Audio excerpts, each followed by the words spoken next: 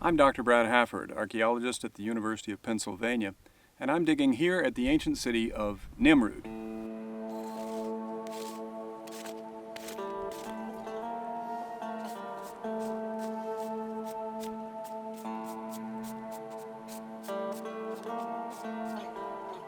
Well, the differences between Nimrud in the north of Iraq and Ur in the south of Iraq are pretty apparent right away.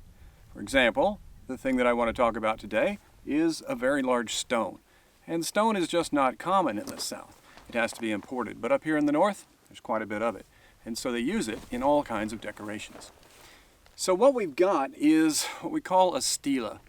It's an odd word. We tend to spell it S-T-E-L-E and pronounce it stele. The plural is stele with an A-E at the end. And what a stele is essentially a monument. It's a relief carved stone typically, often with a very curved top like this one has, and sometimes it will have an inscription. This one doesn't have an inscription, but it does have two figures, and they are of course flaked away. The temple that we're in is the Temple of Ishtar, Sharat Nefi. So we expect to find things that relate to Ishtar, and in fact this one does, but it's kind of hard to tell right at first because the two figures are largely missing. The temple burned and this stele was in place and it heated up and started to crack away. It may have been intentionally defaced as well later on.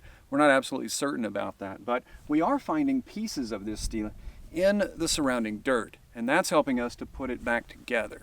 At least some of the missing iconography is being replaced already, and today we found a big piece that goes somewhere up in the upper left, we think, and it's got Ishtar inside a sort of starburst with rosettes all around it.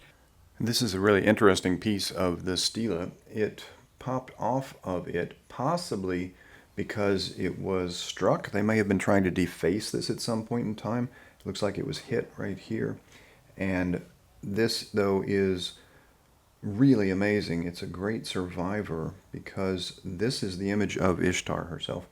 And she is inside a star. Ishtar is represented by the planet Venus, which it looks like a bright star in the sky. And the rays of the star are all over here. Each of the ends has a rosette, which is another of her symbols. And we have really highly detailed patterns on the garment that she's wearing. I'm really amazed at just how finely detailed this is. We can see her face. Now, some of her hair has been broken away.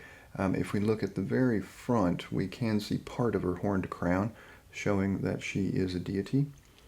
She has one arm reaching out here, the hand in a kind of blessing perhaps, or saying, come here, you're welcome.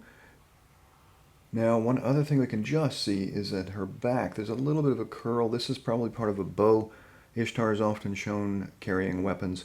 She is a goddess of war as well as a goddess of love.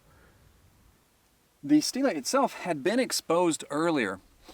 I'm sitting in a crater that ISIS, the so-called Islamic State, dug out with a big bulldozer.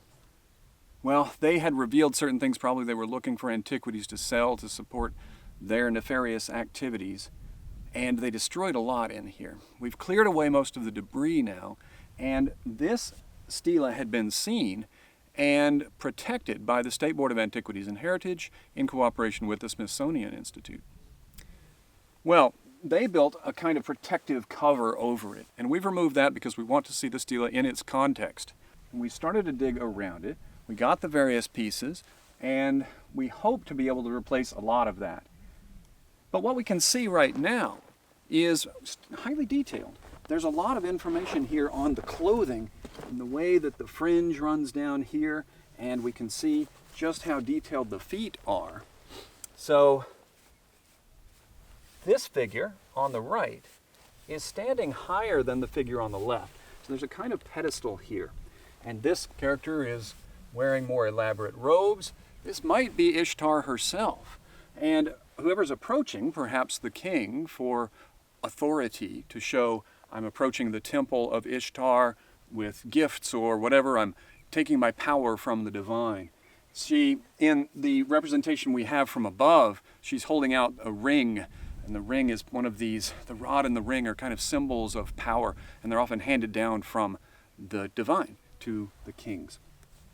Well, we think that that's probably what's going on, a king or someone approaching the divine, and above we have that Ishtar symbol. We also have a little bit of what appears to be a wing, and it might be Assur. Assur has this sort of winged wreath that often floats above on the Neo-Assyrian representations. Well, you would probably approach from this into the courtyard. There is another gate on the other side. But we're coming from the Ninurta temple out that way, and then you would come through this sort of monumental gateway. We're finding all sorts of pieces of decoration, and there are these signs of power, and that's so common in Neo-Assyrian, and they're enormous. This is all so monumental. It's another big difference. There is big stuff at Ur, of course. There's the big ziggurat, and yes, their kings were wanting to show off, but by this point, in the Iron Age, so we're much later than we were at Ur, they are building much bigger. It's just absolutely incredible, and I know the finds we're going to get here are going to be amazing. I'll keep reporting on them. I wanted to talk about this stele as we've just now gotten it, and I hope you enjoyed hearing about it, and I hope you'll join me again on the next Artifactually Speaking. I'm Brad Hafford. See you then.